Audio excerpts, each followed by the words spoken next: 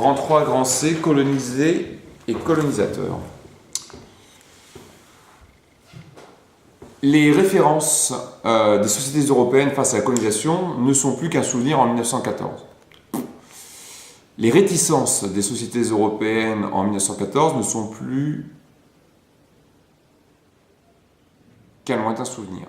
Effectivement, en 1914, on peut parler d'un consensus pro-colonial et pro-raciste. Rares sont les voix condamnant l'exploitation coloniale à cette date, et les Européens se pressent de plus en plus nombreux aux expositions coloniales et dans les eaux humains. La conquête coloniale permet en effet d'exalter la nation et sa mission civilisatrice, tout en soudant la population derrière son armée. La colonisation offre également de belles opportunités économiques et administratives pour l'administration civile, mais surtout les militaires. Seule une fraction de la gauche, anarchiste et communiste, dénonce encore la colonisation, mais ce sont des voix isolées. Cependant, si l'adhésion au colonialisme est générale, la connaissance de la colonisation reste très limitée, superficielle et caricaturale.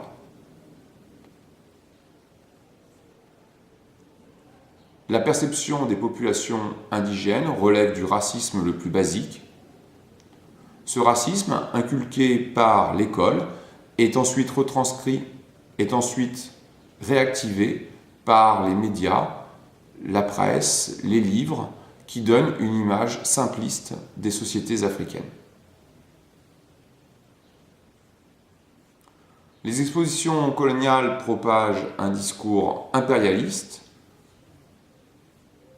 pour convaincre la population de l'œuvre accomplie. C'est donc l'exotisme et la sauvagerie de ce monde colonial que les gouvernements veulent mettre en scène avant 1914. Pourtant, le regard occidental commence à évoluer avec la découverte à cette époque, par certains artistes, comme Picasso, Modigliani, Gauguin, des masques et sculptures africaines. Mais le discours des intellectuels est très marqué par une vision raciale des colonisés, qui définit les stéréotypes qui seront dès lors omniprésents dans la culture populaire.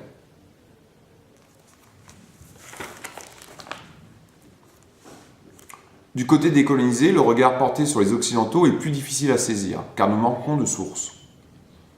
Sans aucun doute, le choc de la conquête est brutal, en particulier en Afrique, où les sociétés de l'intérieur du continent sont confrontées en quelques années à la déferlante des militaires, des missionnaires, puis des administrateurs coloniaux. Mais en Asie, et en particulier en Chine, c'est un monde qui s'écroule, celui d'une société sûre d'elle, et jusqu'au XVIIIe siècle faisant jeu égal avec les États européens. Comme en Inde, ces cultures millénaires ne sont pas préparées à affronter le choc de la colonisation et la remise en cause de leurs fondements. Ainsi, dans ces sociétés, tout comme dans les sociétés musulmanes, religions, systèmes de caste ou pouvoir impérial,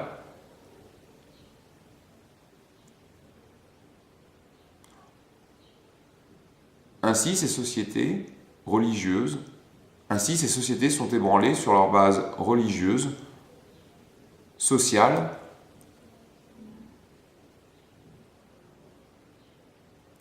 elles entrent donc dans une crise profonde qui va bouleverser profondément la société et l'organisation politique. Pourtant, des résistances s'organisent très vite dans de nombreuses régions. En Inde, le Parti du Congrès naît en 1885. Il évolue progressivement vers des positions indépendantistes avec le rôle décisif de Gandhi. En Tunisie, un parti anticolonial naît dès 1907, en Indonésie en 1908.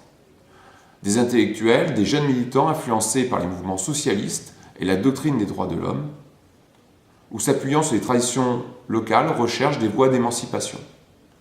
Elles peuvent prendre des formes radicales, comme la demande d'indépendance, mais se limitent plus souvent à un respect des cultures et coutumes et à une certaine forme d'autonomie économique, politique ou administrative.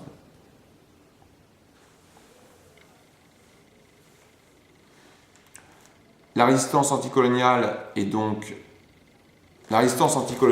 en germe, elle est multiple, dépend de ses leaders et de l'influence de ceux-ci sur la population.